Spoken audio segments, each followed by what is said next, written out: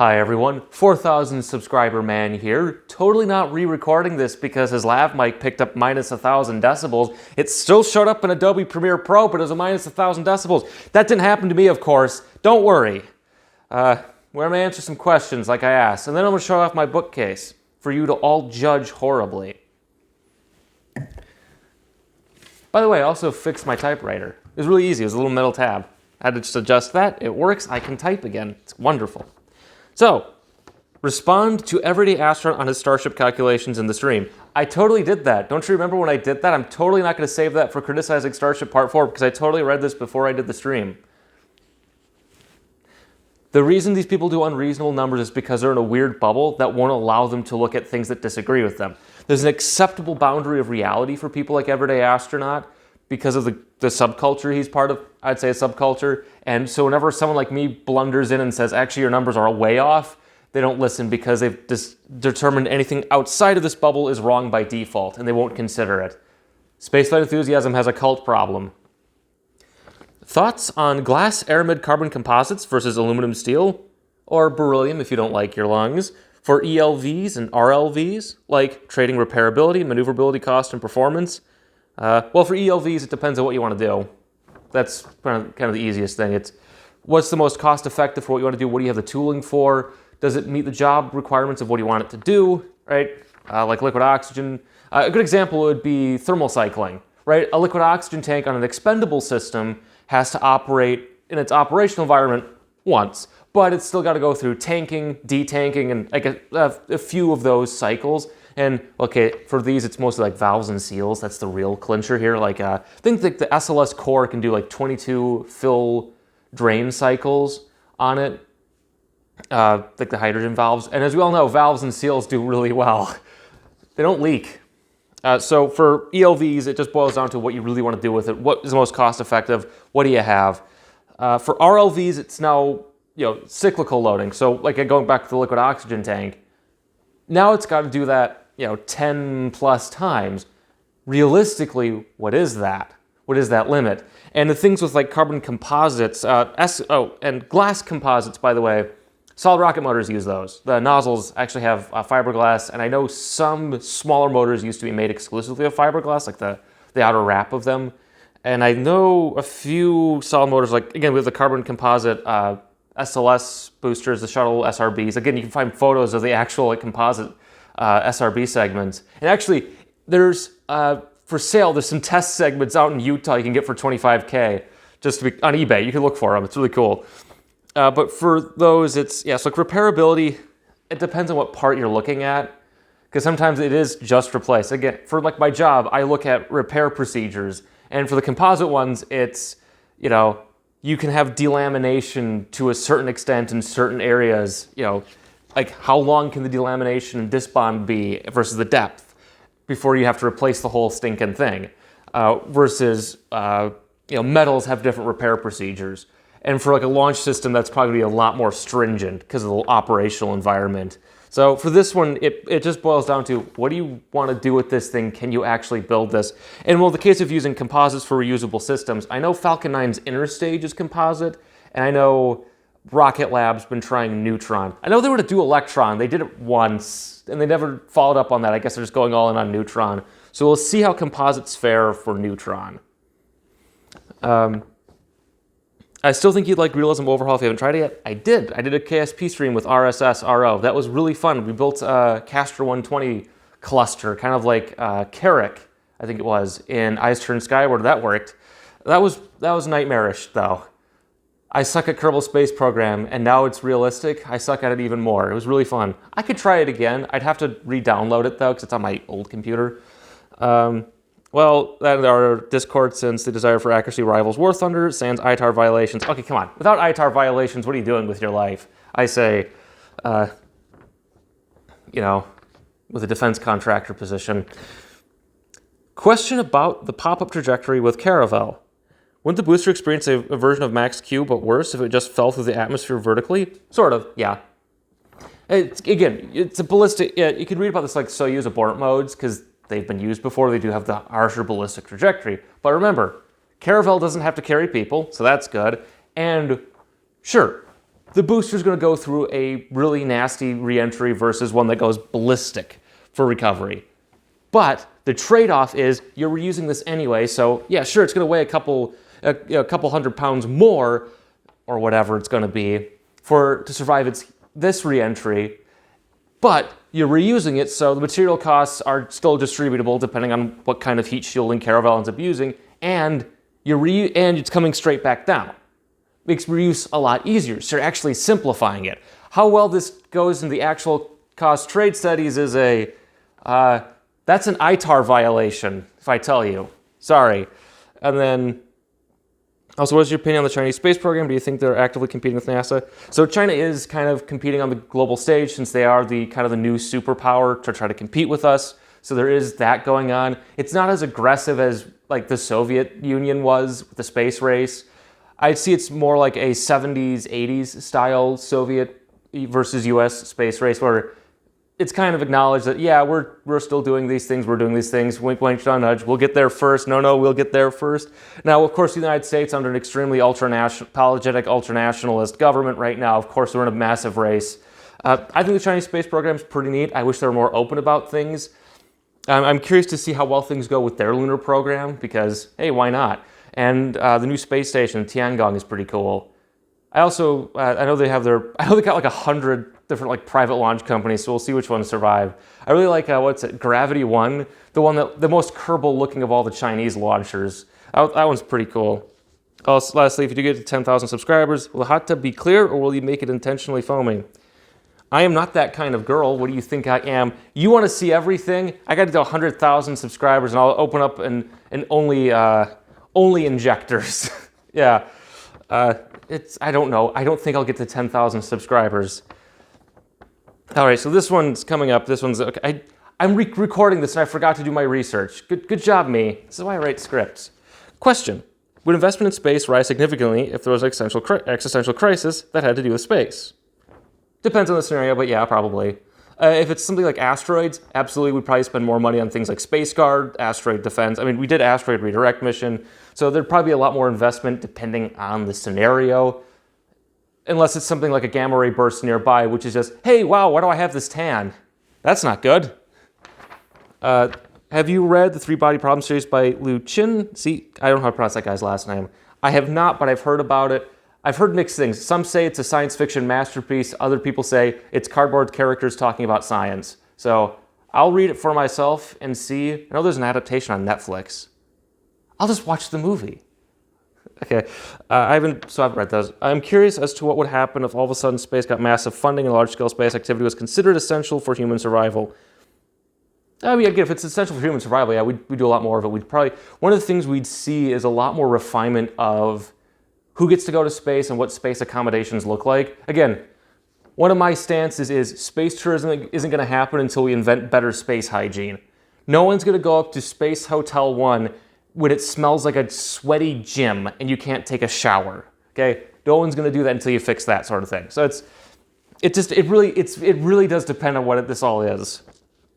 Would alternative ideas for launch vehicles other than stage rockets be considered in more of that environment? Again, depends. The one, and you're going to ask about, would you believe what do you believe people would develop? Personally, I'd probably be space guns. It's the easiest way for non-rocket launch. I mean, it's still got a rocket for the last mile orbital insertion, but it's something you can fire on a daily basis. Like they were firing the HARP gun like 5 times a day to get upper atmospheric research done. So the most likely outcome would be a large light gas gun network to just keep firing raw materials into space or shoot down satellites. Hey, the 5th are coming, we got to shoot them down. Okay, before we build, the Michael. If you were tasked with developing spacecraft in that scenario and given the funding and resources allocated, other than a big dumb booster, what would you want to contribute? Space guns. I did consider space guns for a hot minute when I was considering Buccaneer, but you need to fire them 300 times a year and there's just no market for that. And if it's, I also probably, I work on actual spacecraft, space accommodations, probably water-based propulsion systems as well, because water's everywhere, you can drink it, it's easier to store than hydrogen or oxygen, Norma, have you considered exploring more unconventional out-of-the-box space ideas?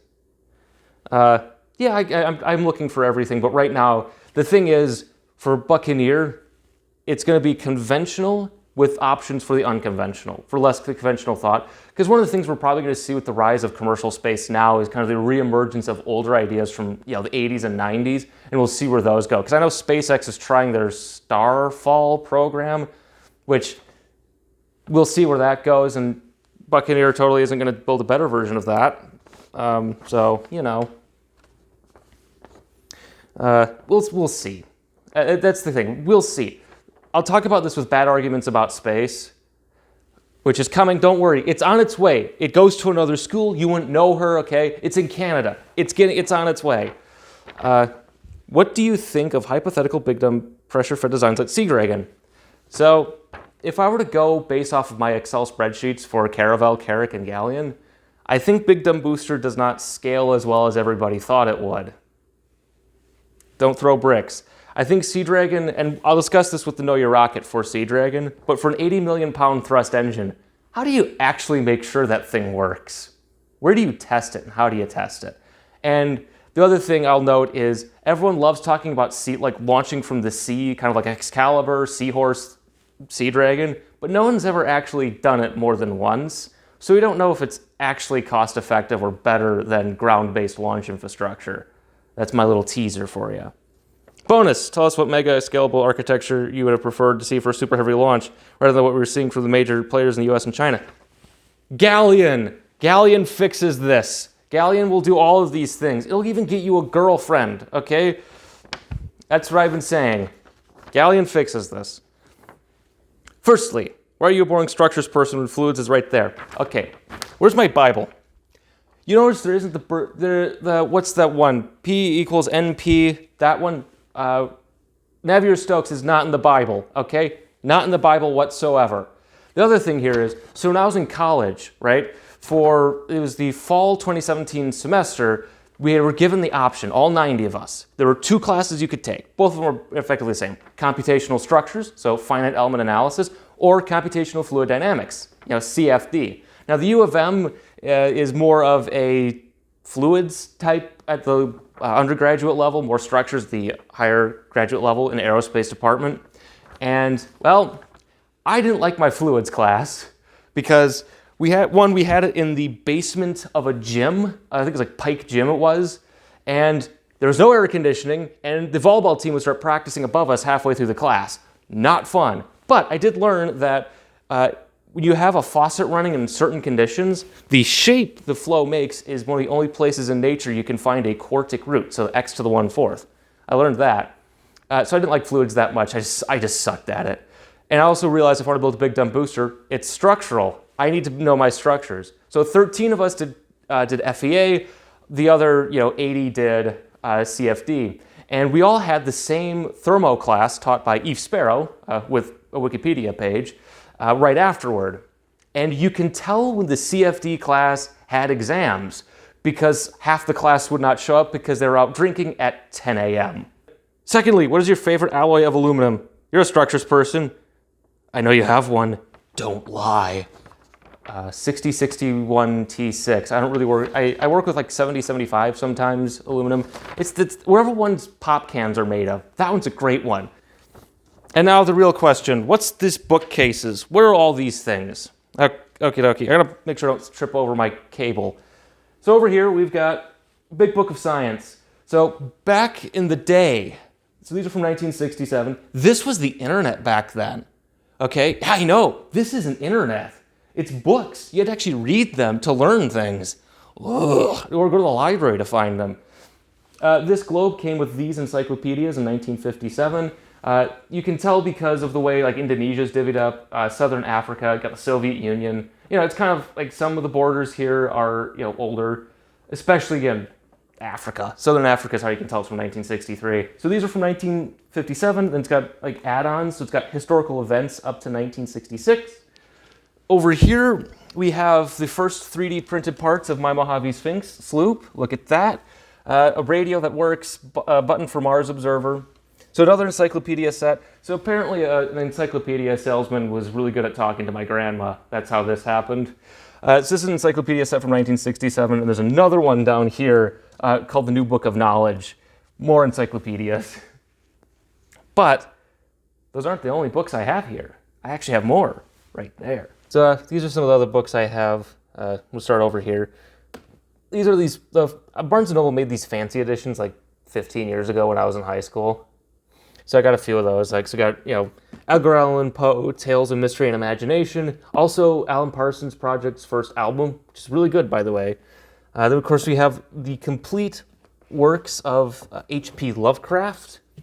Now, when I say this, of course, this does not include his poetry. Thank goodness. It's terrible. Or his, 40,000 letters that he wrote. But yeah, it's got all of his written stories. At the Mountains of Madness, Call of Cthulhu, The Rats in the Walls, Cold Air. And yes, this one does have the correct name for the cat in The Rats in the Walls.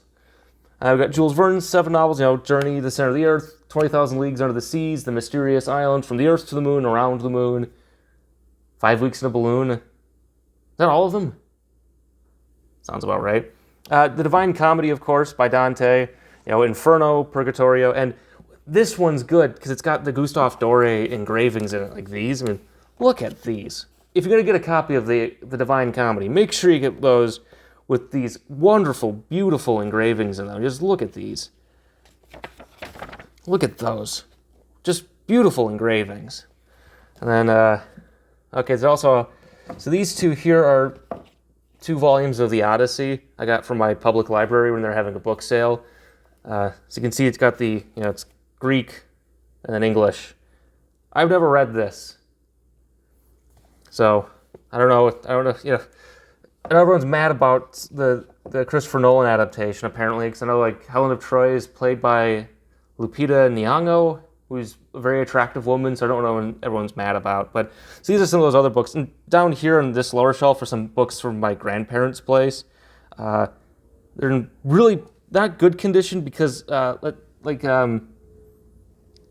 this one. This is a prayer book for evangelical Lutherans from the Norwegian church. This was printed in 1879 in Decorah, Iowa. So there's a little fun bit of history trivia for you. Up until about World War I, there were spots in the Midwest like Minnesota, Iowa, I think Illinois, and maybe even Wisconsin, where the first language of some of the inhabitants was German or Norwegian. This, of course, changed after World War I for the obvious reasons. But yeah, so this is an actual hymn book from 1879 written in Norwegian, as you can see. And yeah, you can still read it. It's in that weird kind of script, so that's interesting. I have a copy of Carl Liediggen's Comedy, really good condition here. As you can see, look at that, by Henrik Ibsen. I think he's a Norwegian playwright, very famous. What's this? This is a school English textbook from 1910. And there you got literary readings. I know they have some Edgar Allan Poe, Legend of Sleepy Hollow, Sella. I don't know who some of these people are. But yeah, you get some of these. Again, it's an old textbook, a big book of science experiments you can do. This is a history textbook of U.S. history that was written in 1946. So there's actually an appendix at the end that talks about how the United States just won World War II. Yeah, it is so interesting, and it's in really good condition. I mean, look at that. That's a great condition. So Latin for Americans. So how to say burger and on this. This is the first volume of Uncle Tom's Cabin, also from I think 1875, around there. 1879, yeah. And it's falling apart, of course, but you can still read it. It's just you got to be very careful with the book. Yeah, and there's another one. Here's another prayer book from 1881, printed in Decorah, Iowa.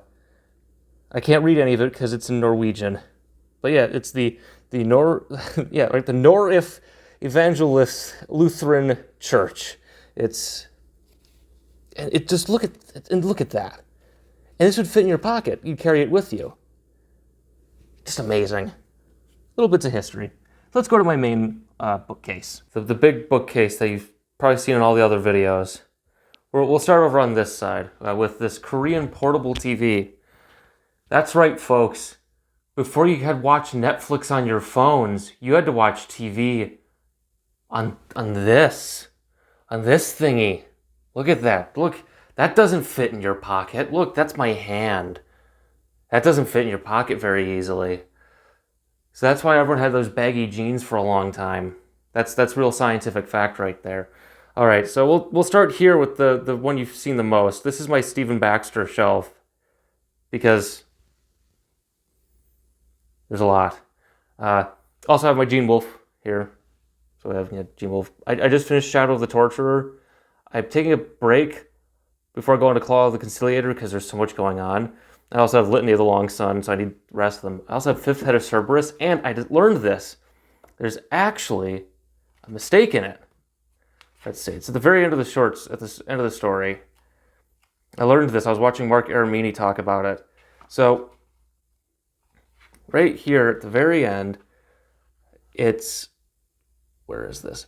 So it's when he came close to them...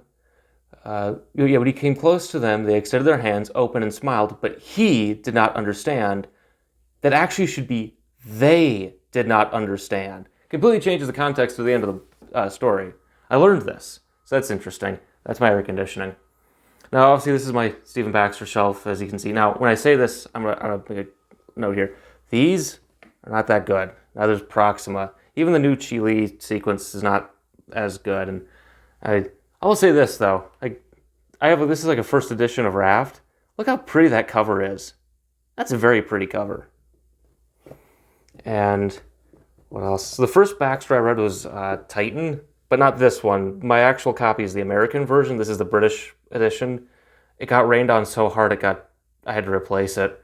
And then I have Flood, and then Arc, and then Universes is a collection of short stories from Flood and Arc and Anti-Ice and one or two other books that he wrote. But there's only 200 versions. There's only 200... I'm trying to get the thing out of the box. There's 200 copies of this. And I lost power. That's not good. Did I get abducted by aliens?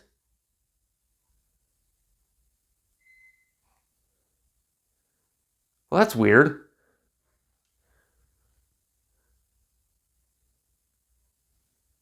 Uh-oh. So there's only 200 versions of Universes. Yes, thank you, printer. I know you're alive. Which does have nice cover art. And it's signed. Look at that. I have the signature. Look at that. So that's nice. Then we go down here to another science fiction shelf. So over here we have Kim Stanley Robinson. I don't really like 2312 that much. I got it when it came out.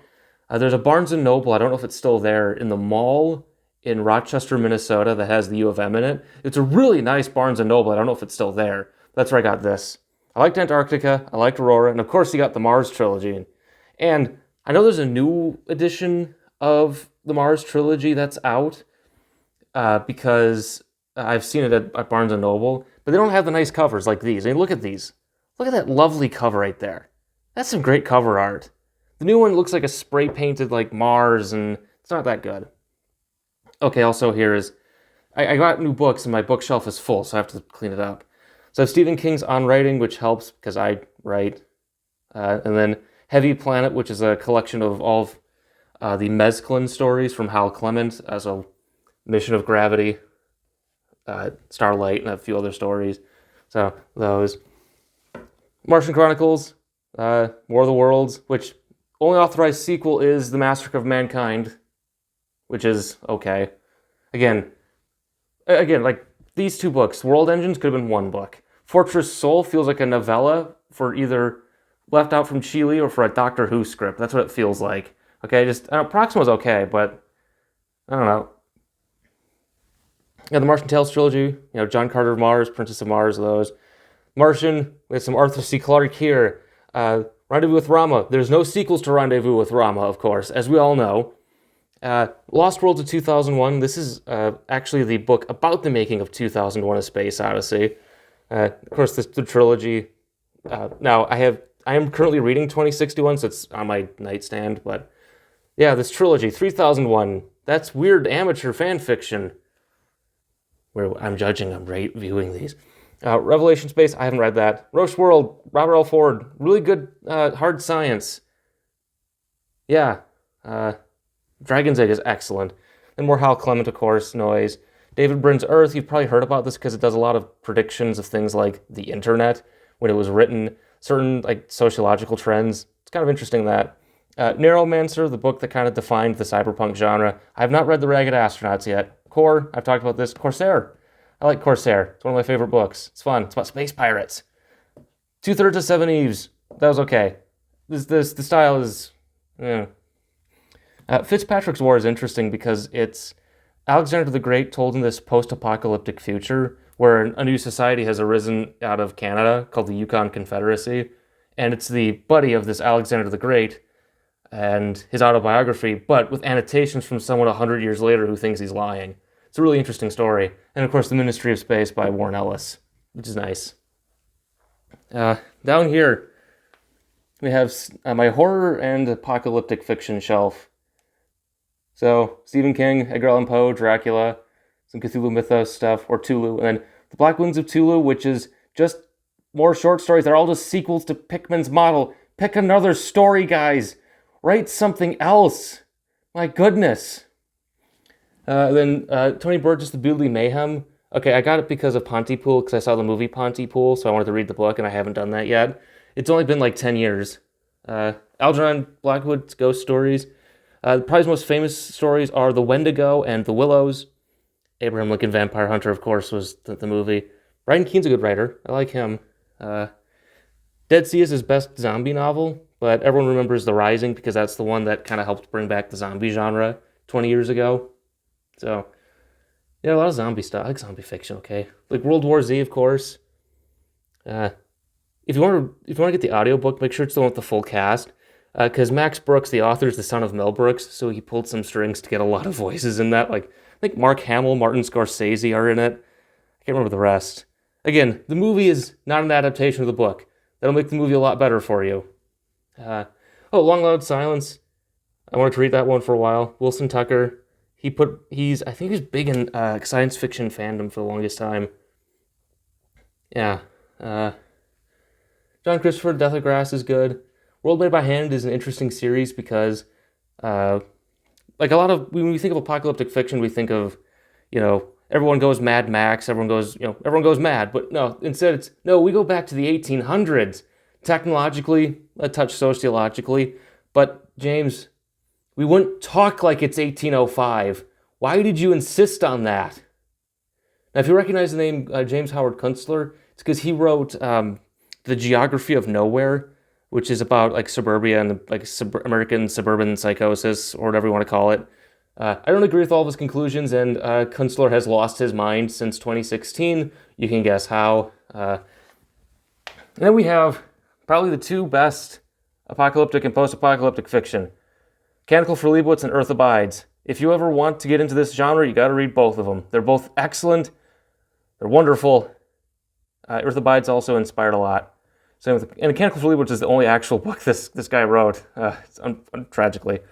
When Worlds Collide, this is actually When Worlds Collide and After Worlds Collide, which is bizarre prose and, well, racist. Got some J.G. Ballard here. That isn't Crash or Skyrise. The Road by Cormac McCarthy. The Book of Dave, which I haven't actually read. Footfall, of course, with a weird cover. Face of Sarcasm has one with the actual paperback cover. The one with the fifth holding the mirror to look at the farmer who's about to blast him. That one. He has that. I don't. Jerk. And then Metro 2033, the book that inspired the video game series. And then down here is just some miscellaneous stuff, like my contribution to the Church of Scientology. Yeah. Galaxy Press, by the way, that's the Church of Scientology. I've given them about $10. That's got to be at least an operating Thetan level. Look at, and the novelization of the movie The Core. Some science fiction and history. And look, Verizon Fall of the Third Reich. The one problem with buying books about the history of Nazi Germany makes it look like half the time you agree with them. I don't. It's weird. It's kind of like if you go to Barnes & Noble right now. Get out, turn off your YouTube, go to Barnes & Noble. Remember, like, comment, and subscribe first, of course. You'll find a copy of Mein Kampf, half the copies of it will look like they agree with him. It's weird. This is not an indictment against anybody. Then some maps and... Oh, down here. These are some really old magazines of like radio and electronics from actually about 100 years ago. And the editor is Hugo Gernsback, the Hugo of the Hugo Awards. So that's interesting. And then over here we have my wooden space shuttle, some toy spacecraft and launch vehicles, a Northwest Airlines 747-400. It's a shame I couldn't get one I got this like 20 years ago. It's a shame you can't get one of the old Northwest livery, the bowling shoe, because I liked that. That's a tugboat. And that's a radio. That's also a radio. Up here are the more technical books, technical side of things, engineering, history of science. Halfway to Anywhere. Whoever recommended that was a good book. Also, if you read Manifold Time by Stephen Baxter, there's some language that's lifted directly from this. But shh, don't tell anybody. I gotta read A City on Mars. Gotta read that for the Bad Arguments About Space video. Let's see. Oh, Riding Rockets. Good astronaut autobiography. That one's good. And then Diary of a Cosmonaut's also really good, because it's about the first crew to Salyut 7. And then over here we have just history. So Mindhunter, the basis for the show, which is... So if you watch the show, Holden Ford is John Douglas, and then this book is by the guy... by the Bill Tench character. Now, this book is out of date because it was written in 1993, so horribly out of date, but it's very interesting. If you want a criticism, I prefer this book because Ressler actually says, yeah, what I do is more just generalized police work. It helps them. It's not the actual thing. Whereas Mindhunter is more, I am God's gift to criminology. Worship me. If you want a review, though, that's my personal opinion.